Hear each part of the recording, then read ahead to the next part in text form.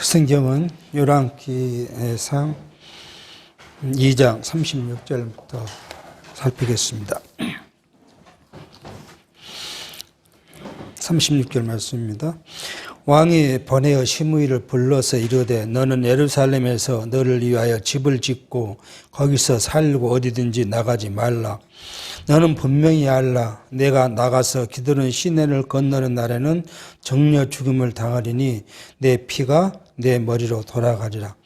시므이가 왕께 대답하되 이 말씀이 좋사오니 내 주 왕의 말씀대로 종이 그러게 하겠나이다 하고 이에 날이 오래도록 예루살렘에 머무니라. 우리는 지난 시간에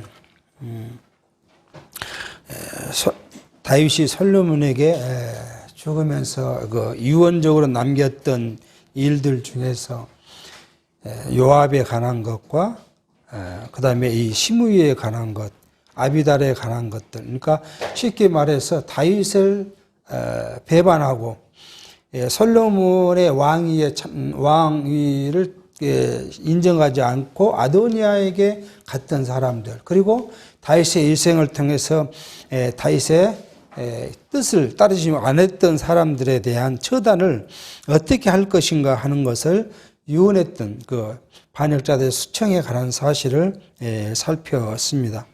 오늘은 그 마지막으로 이제 시므이에 대한 것을 살피려고 합니다. 이 시므이는 이 다윗 왕이 압살롬의 반란으로서 궁을 버리고 도망갈 때 바울이라는 곳에서 이제 지나가는 그 다윗에게 돌을 던지고 저주했던 자가 바로 시므이입니다. 이 시므이는 그 베냐민 지파의 사람이었고 고향은 바울임인데 오늘도 이제 그 기드론 시내를 건너지 말라고 이야기를 하고 있습니다. 기드론 시내가 예루살렘이 이제 이렇게 있으면 예루살렘을 기드로 이렇게 기드론 시내가 있고요. 여기가 우리가 잘 아는 감람산이 있고요. 이 감람산은 이거 올리브유가 나무가 많아서 감람산이라 하죠.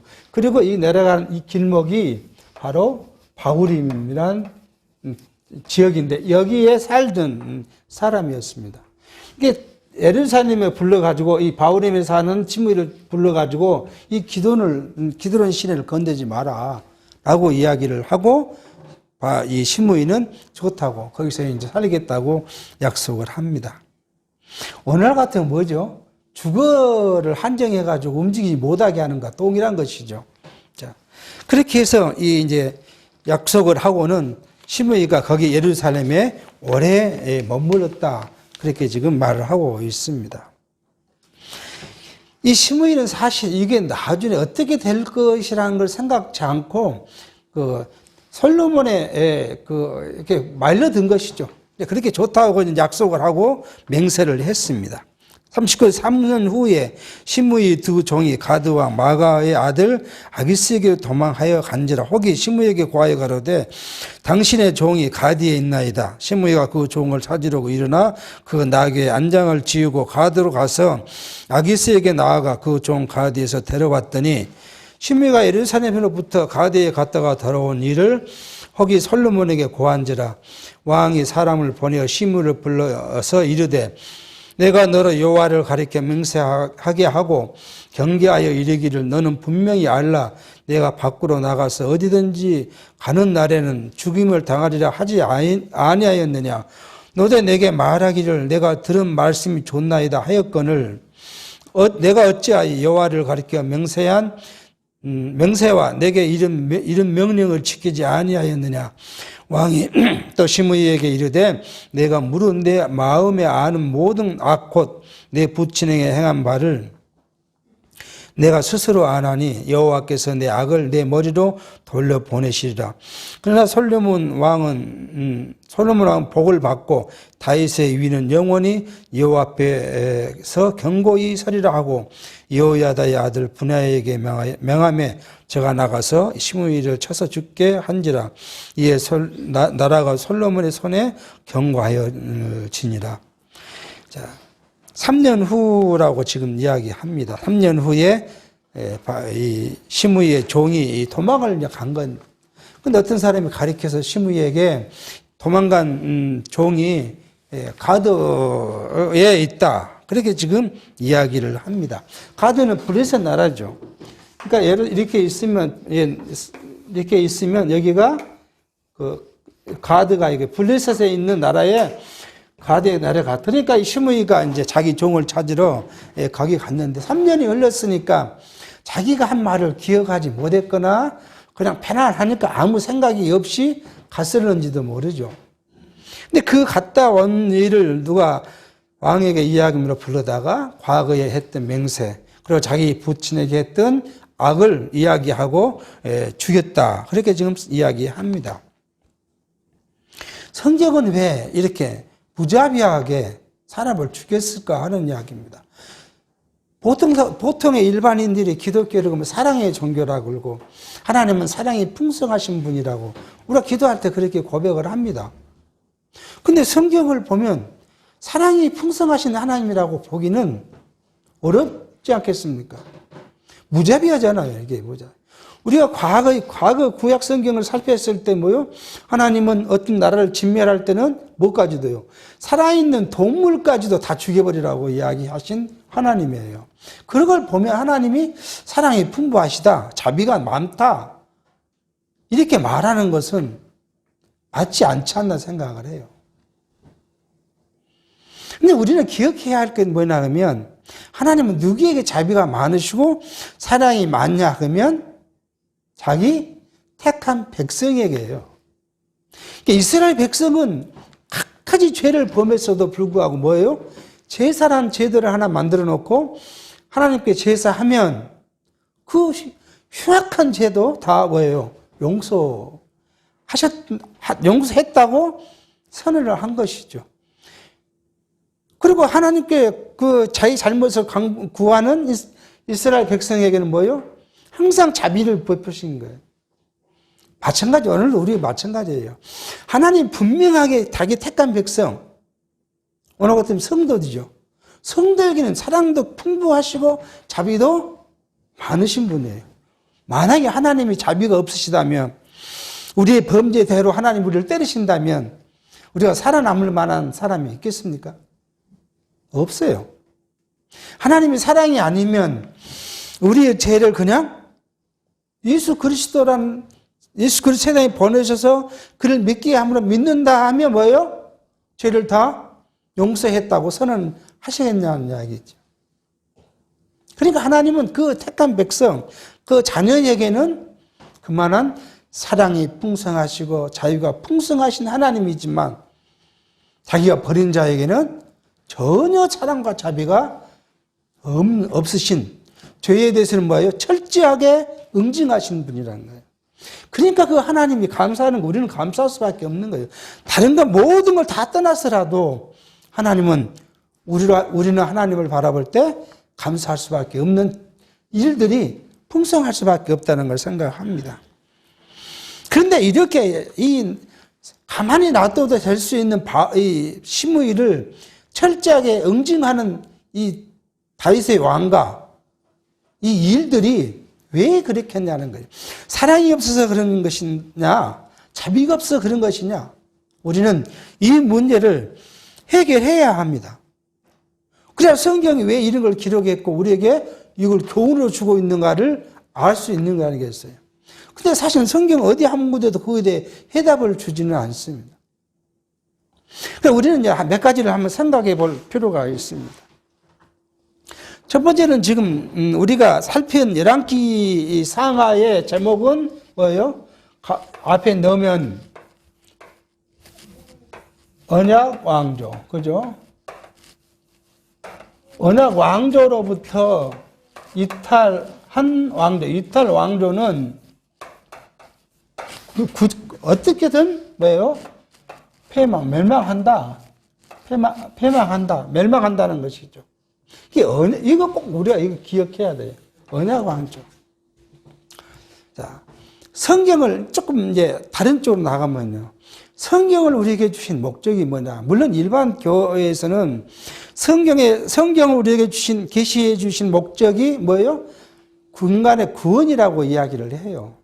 그래서 구원이 목적이라고 하기 때문에 언약 성취사적 관점에서 구속론은 부족하다고 보는 거예요. 틀렸다고 해도 다르다.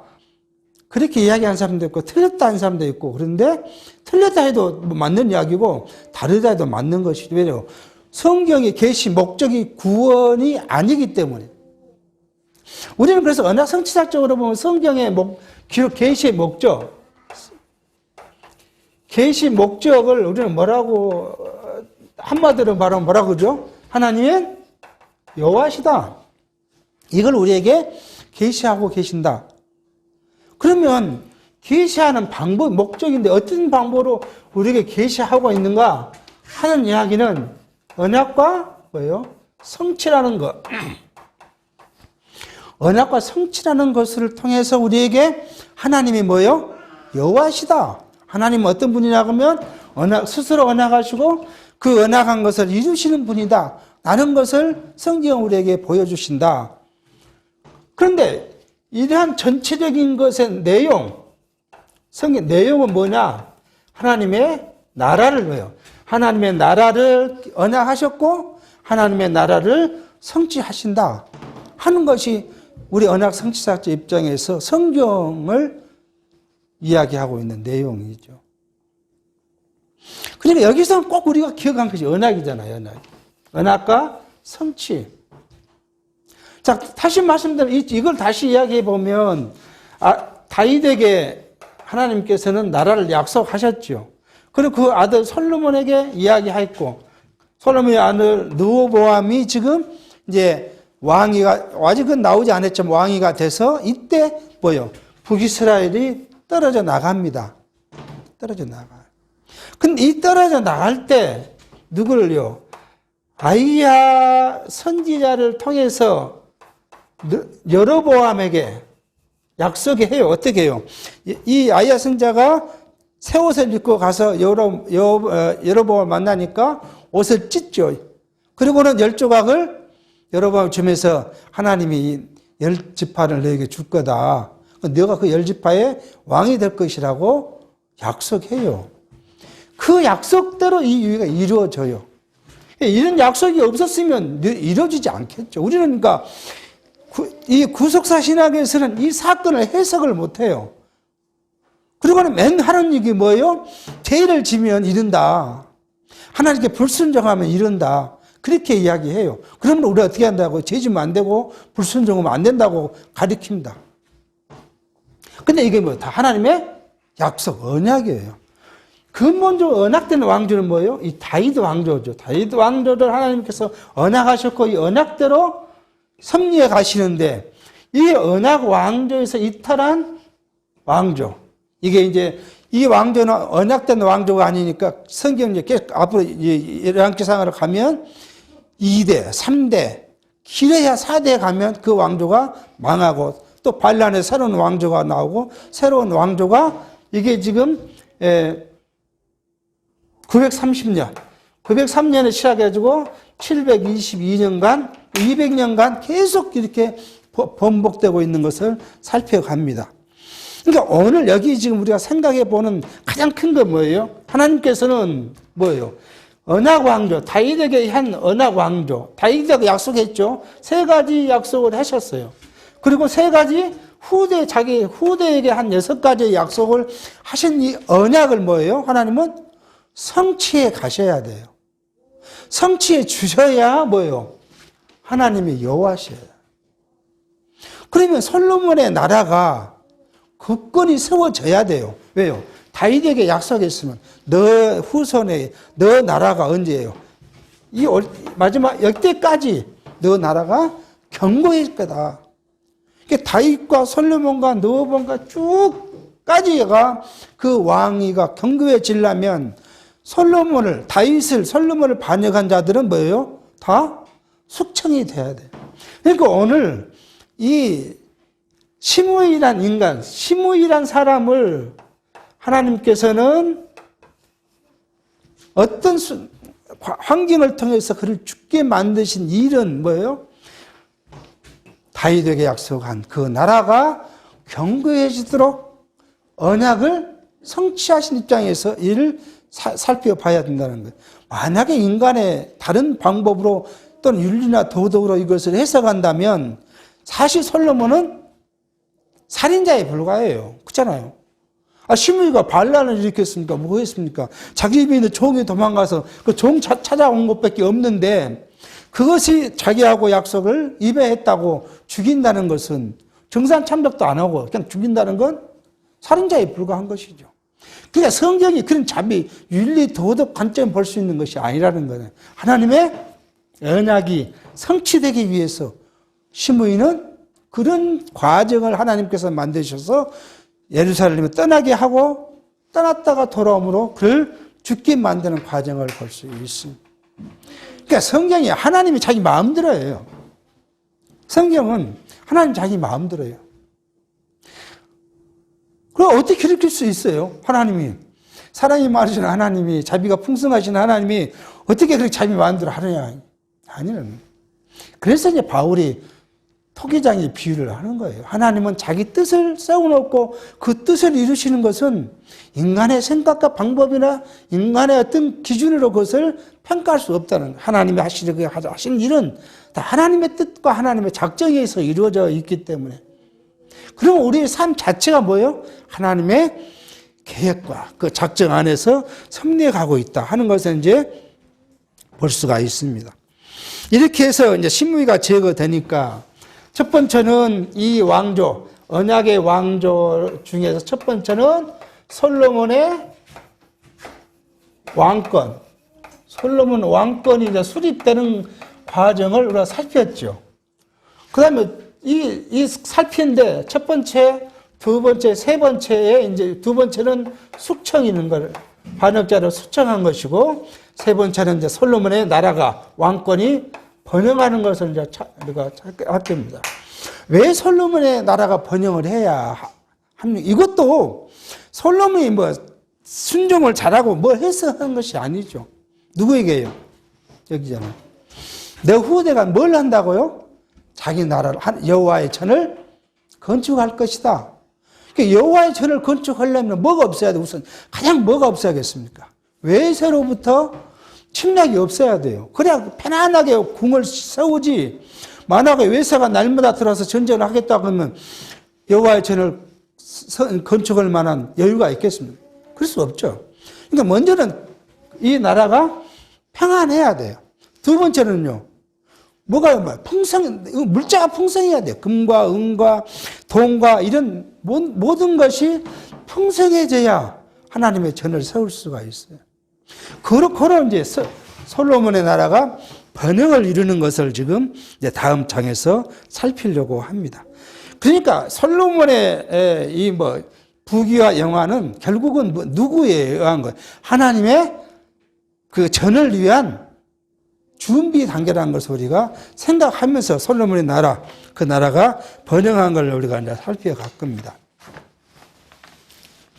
자, 첫 번째 3장 1절입니다. 솔로몬이 예그방 바로로 더불어 인연을 맺어 그 딸을 취하고 데려다가 다윗성에 두고 자기 궁과 여호와의 전과 예루살렘의 주위의 성이 피력되기를 기다리니라.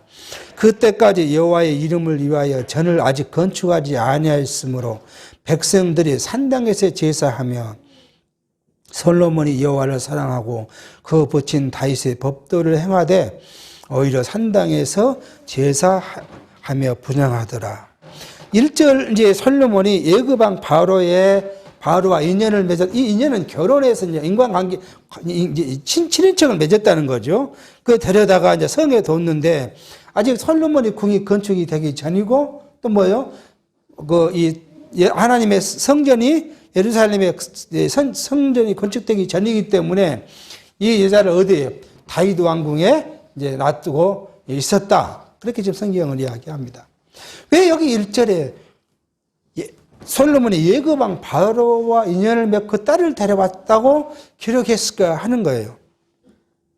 아마도 성경은 솔로몬의 그 위치가 하나님께서 지금 이제 이 말씀은 우리가 뭐가 기억해야 되냐면 한참 들어가면 솔로몬이 뭘 해요?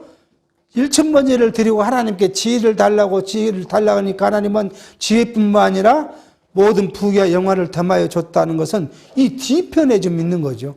근데 그 앞에 이미 뭐예요? 솔로몬 나라가 강성하고 매국과 더불어 견줄 정도로 커졌다는 이야기를 지금 성경은 말하고자 하고 있는 거 아닌가 생각을 합니다.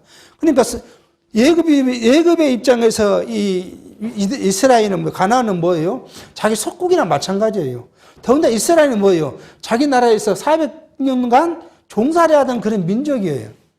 그런 민족의 왕한테 자기 딸을 시집을 보냈다? 그거 있을 수 있겠어요?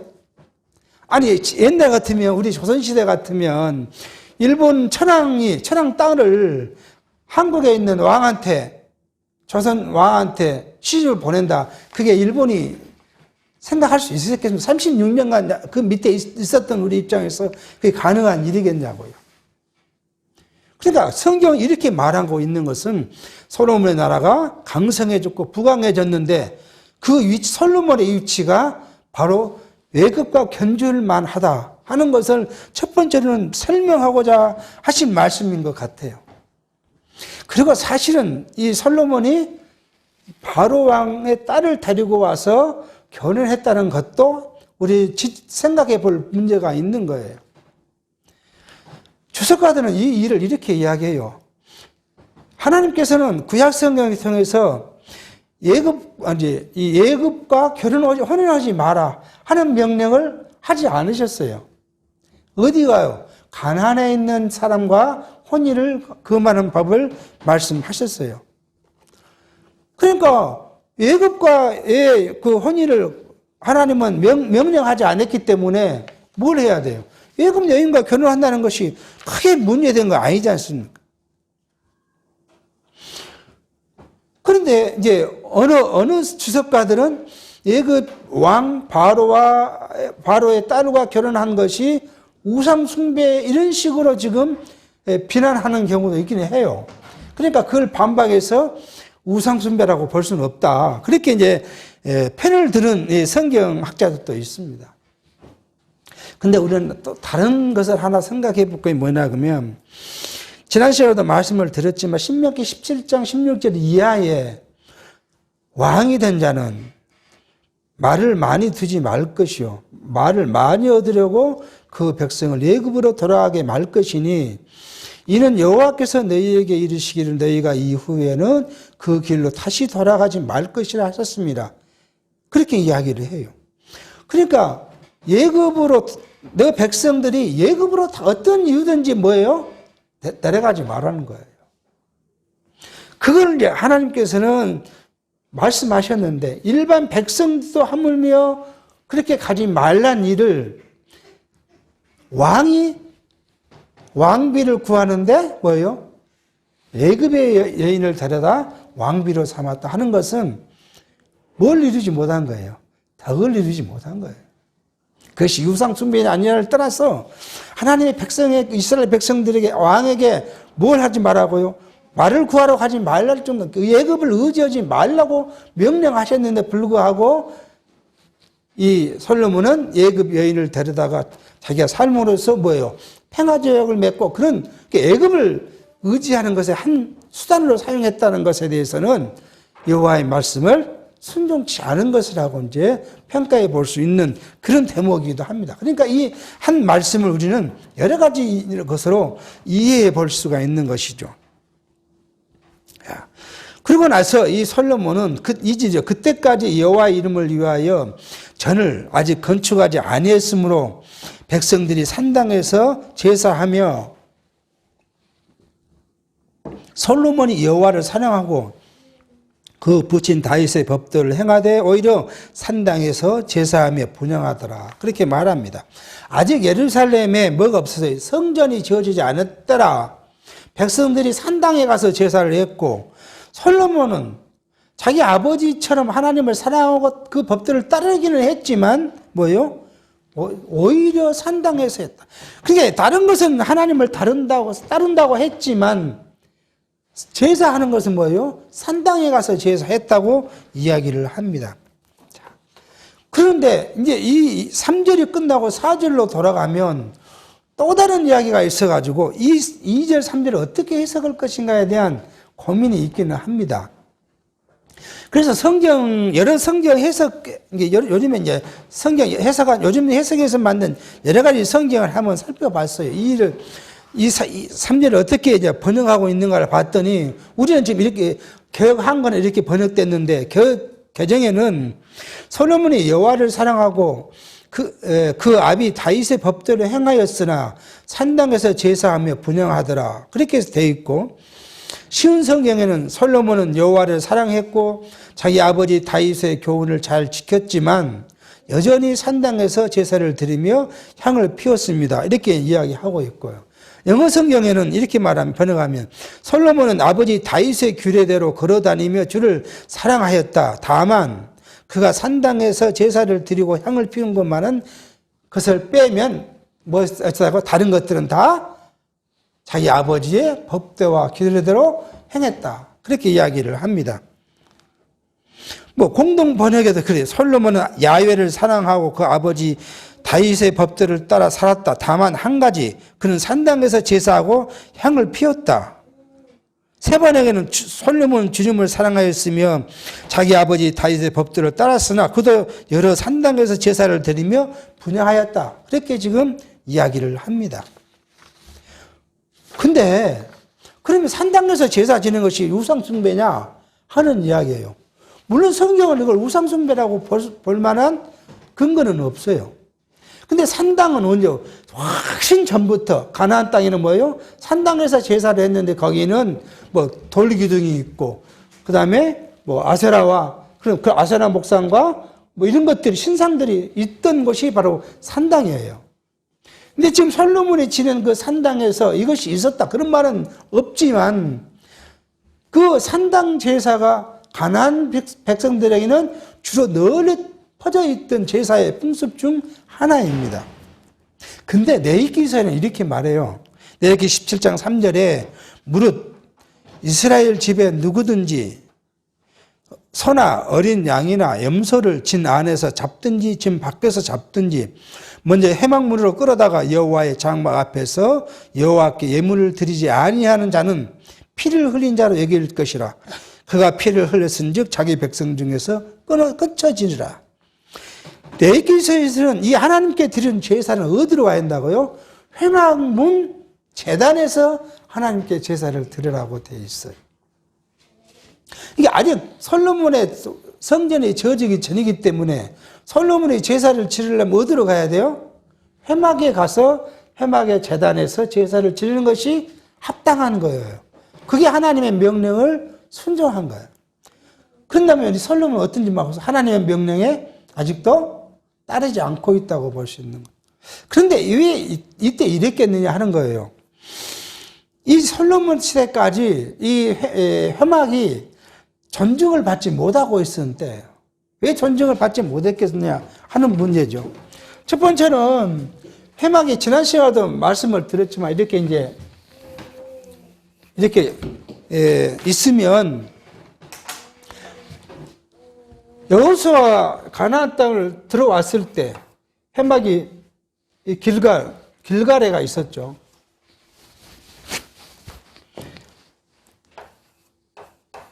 길갈에 회막이 처음에 설치되어 있다가 여호수아 시대가 끝나고 나서 사사 시대가 갔을 때 여기 또 갑니다.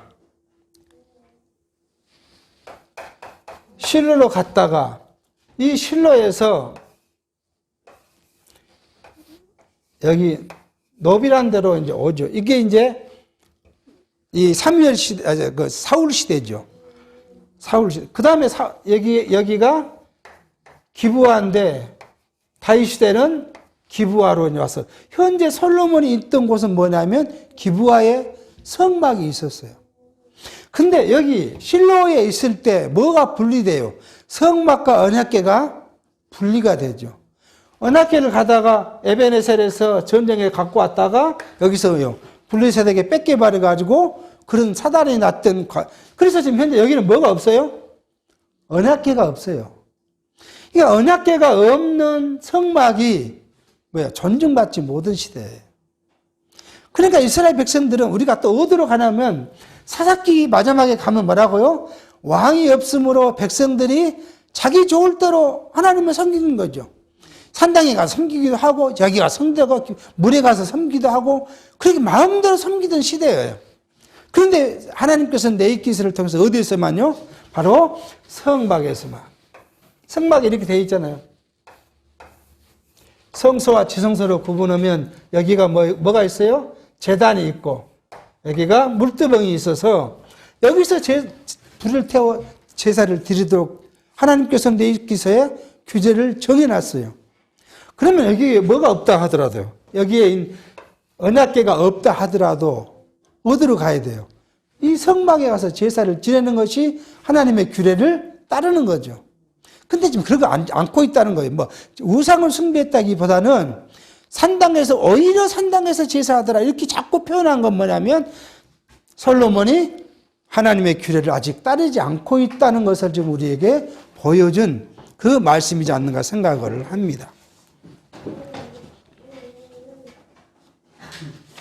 자, 그러고 나니까 이제 3장으로,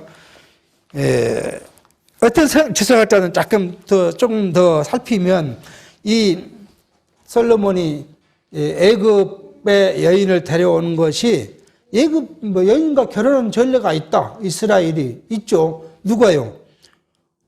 요셉과 모세가 애굽 여인과 결혼했잖아요. 요셉부터 내려가서 애굽에 살면서 그런 거 있으니까 문제 안 된다. 그렇게 이야기를 해요. 또 전쟁 때 이제 이스라엘 여인들이 죽고 없으면 뭐예요? 이방 여인을 데려다가 결혼을 시켰어요. 그랬으니까 솔로몬이 애굽 왕의 여인을 데려다가 결혼한 것이 뭐가 잘못이냐? 그렇게 항변하는 주석학자들이 있습니다. 근데 우리는 뭘 생각해야 돼요? 이 당시는 하나님께서 약속하신 것 중에 첫 번째가 뭐예요? 자손번창이잖아요. 자손번창의 시대이기 때문에 하나님은 이스라엘 여인이 없을 때 이방 여인 노예로 잡아온 것이죠. 이방 여인을 잡아오면 규례대로 성결케 해서 혼인해서 자식을 낳도록 허락하셨어요. 그걸. 그렇지만은 뭐예요? 이미 가나안 땅에 들어와서 이스라엘 나라가 세워진 이 상황에서는 이게 가나안 사람과의 혼인을 금하고 애굽이라 말을 하지 않았지만 솔로몬은 무엇을 위해서요? 하나님의 말씀을 순종하기 위해서 이방 여인과 혼인을 하지 않는 것이 덕을 세우는 일이죠. 왜 이 애굽 여인과 혼인을 한 이후에 솔로몬은 누구를 더 사랑했을까요? 이스라엘 민족의 자기 동족을 사랑한 게 아니라 이방 여인들을 사랑해서 가나안에 있는 헷 족속, 먼 족속, 아브니 족속 계속 이방 여인을 사랑해서 이방 여인과 결혼하다가 이방 여인들이 가지고 온 뭐예요? 우상까지 겸해서 갖고 들어왔던 사항들이 바로 뒤에 가면 나오게 돼요. 그러니까 하나님은 여기서 하나가 잘못 시작되니까 계속 그쪽으로 가고 있는 방향을 볼 수 있어요. 이런 해석은 과거의 그런 전례에 따라서 솔로몬이 무죄다 하고 이야기하는 것은 이분이 뭘 모르기 때문에 하나님의 언약을 생각하지 않으기 때문에 하나님은 아브라함에게 한 그 자손 번창이라는 약속을 지키기 위해서 그걸 시행하셨던 것과 하나님 나라가 완성된 가나안의 이스라엘 나라가 완성된 시기와 구별하지 못한 그런 해석에서 나온 것이라고 이제 볼 수 있겠죠. 산당 제사를 그렇게 우리가 해석하고요. 이것은 이제 4절입니다. 이에 왕이 제사하려 기브온으로 가니 거기는 산당이 큽니다. 솔로몬이 그 단에 1000번제를 드렸더니 기브온에서 밤에 여호와께 솔로몬의 꿈에 나타나시니라. 하나님이 이르시되 내가 내게 무엇을 줄고 너는 구하라.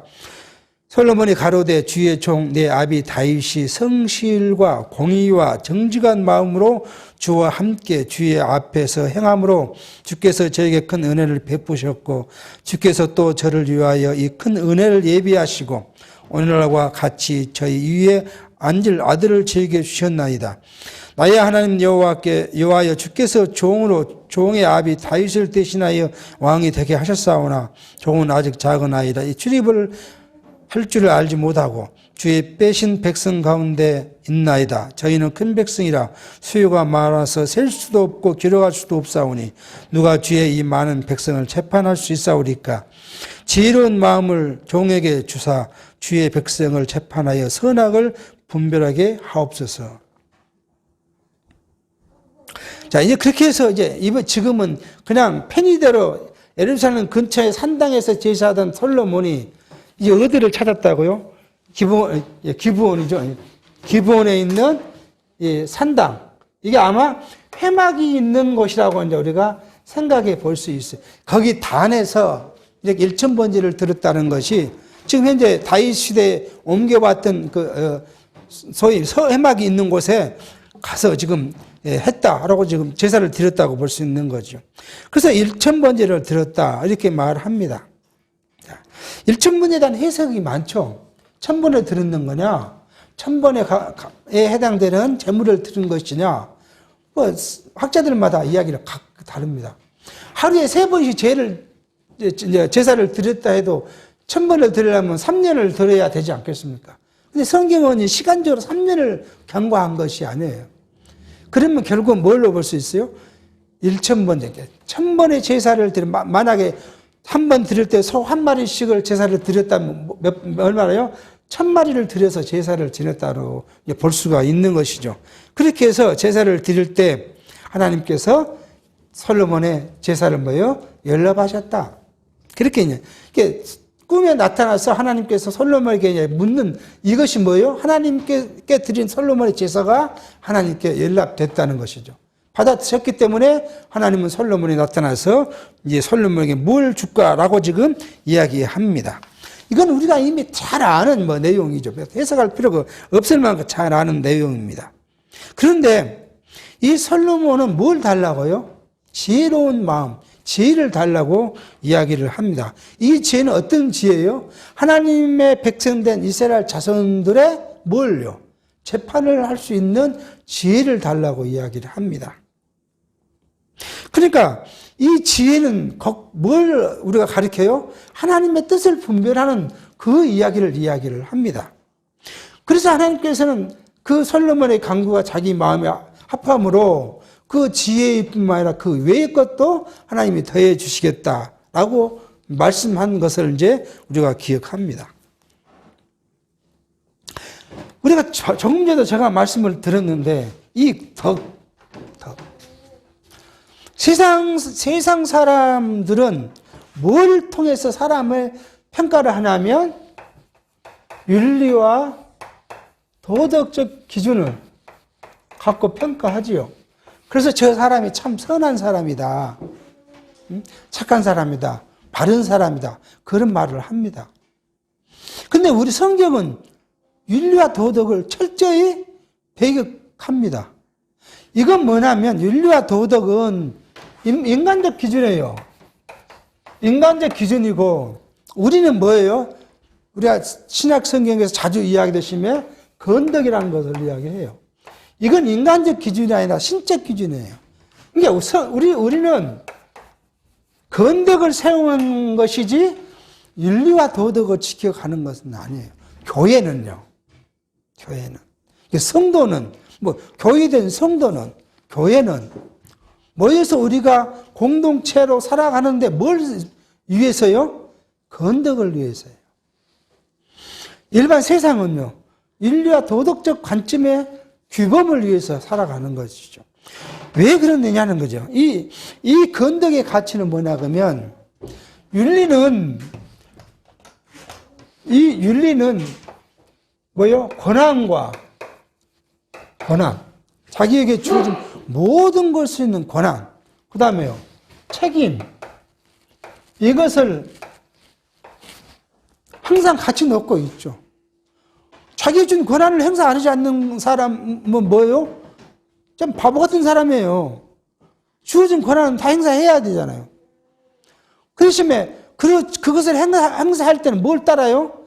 책임이 따르죠. 근데 성경은요.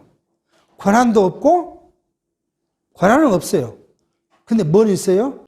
책임은 있어요. 책임. 그 말을 바울이 그럽니다. 내가 지금 우리 이미 살폈습니다만 바울은 뭐라면 내가 이 너희들한테 전도자로서 너한테 복음을 전해준 자로서 내가 복음을 가르친 자로서 너희들한테 뭘 요구할 수 있어요? 생활비를 더하려고 요구할 수도 있다. 그런데 나는 너희들한테 그런 권한이 있지만 그걸 행사하지 않는다. 그래서 내가 뭐 한다고요? 자주 천막을 만들어 팔아서 로마의 내 감옥에서 내가 내 생활비를 대고 지금 이렇게 살아가고 있다. 뭘 위해서요? 건덕을 위해서요. 덕을 세우기 위해서라고 이야기를 해요. 그러니까 여기는 권한이 있기는 하지만 권한을 행사하지 않는 것이고 대신에 뭐요? 내가 하나님의 자녀로서의 책임은 다하는 것. 이것이 건덕을 세우는 거예요. 제가 어제 집에서 잠깐 그런 이야기 했어요. 제가 옛날에 있던 교회에서 목사님 사택 문제가 이야기 나가지고 현재 사택 뒤에다가 어떤 사람이 양옥집을 양옥이 있어요. 서라부집을 2층으로 잘 지었는데 그 사람들이 교회를 이게 따라서 올라갔다 내려갔다 해야 되는 게 불편하잖아요. 그러니까 그걸 못 살겠다고 나가면서 교회보다 전세를 들으라고 그런 이야기를 했어요.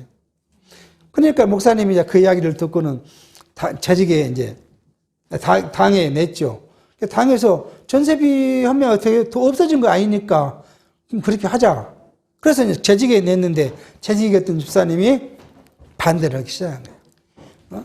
앞에 사택도 있는데 뒤에 뭐 또 전세를 내갖고 그걸 목사가 들어간다는 이야기냐 하고 막 지금 언성을 처음에 했더니 다른 성도들이 집사님들이 그것도 괜찮겠다고. 왜냐면 앞에는 주일학생들 교육으로 쓰고 뒤에 사택 뒤로 가면 좋겠다고 그렇게 이야기를 했는데 그 집사님이 한 집사님이 일어서더니 노발대발 난리를 칩니다.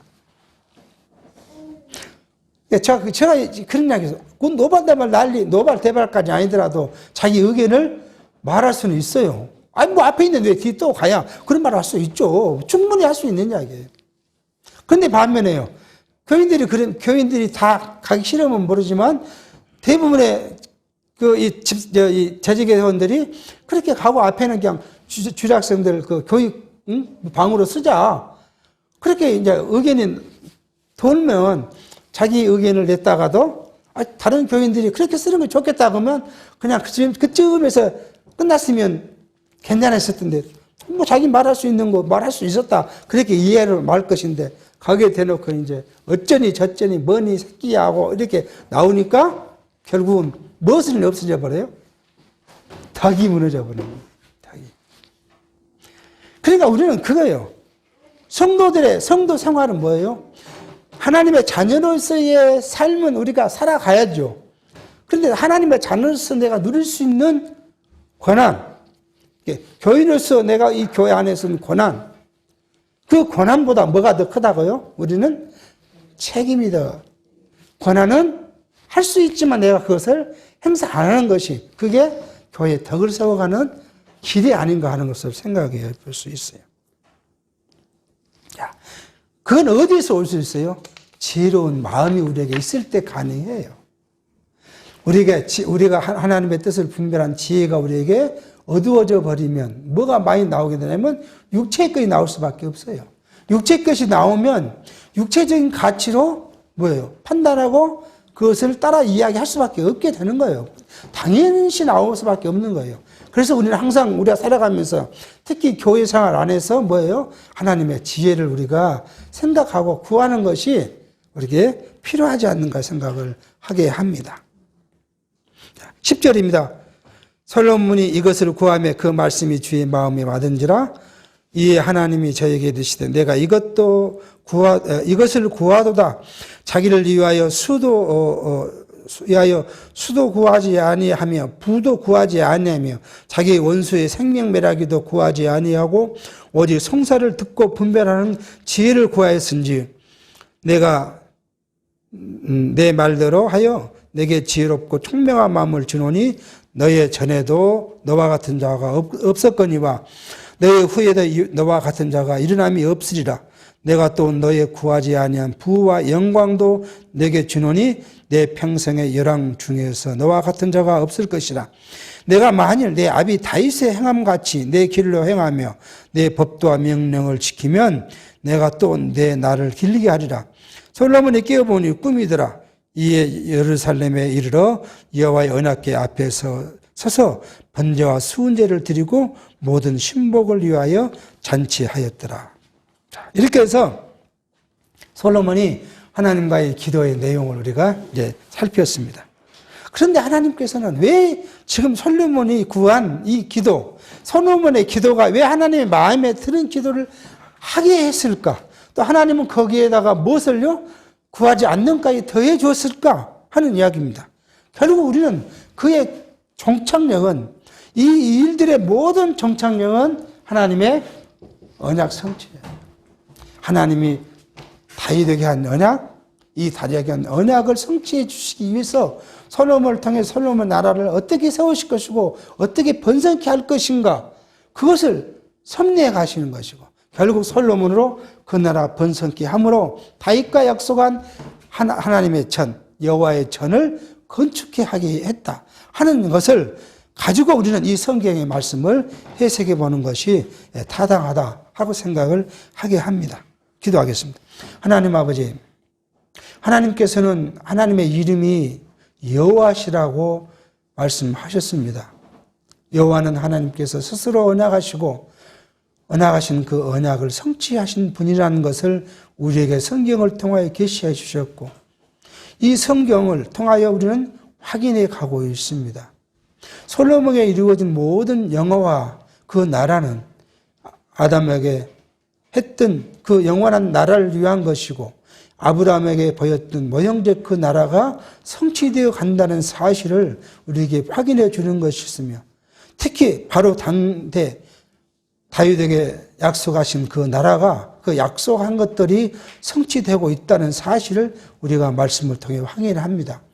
그러므로 우리의 삶이 하나님의 작정과 언약과 계획 아래서 성취되어질 것이라는 것, 되어져 왔고 되어질 것이고 되어진다는 것도 우리가 확인함으로써 여호와 하나님만을 의지하며 섬기며 경외하는 삶이 우리 삶 속에서 계속 영이 되어지도록 성령이 우리와 함께해 주시었기를 바라옵고 예수의 이름으로 기도하옵나이다. 아멘.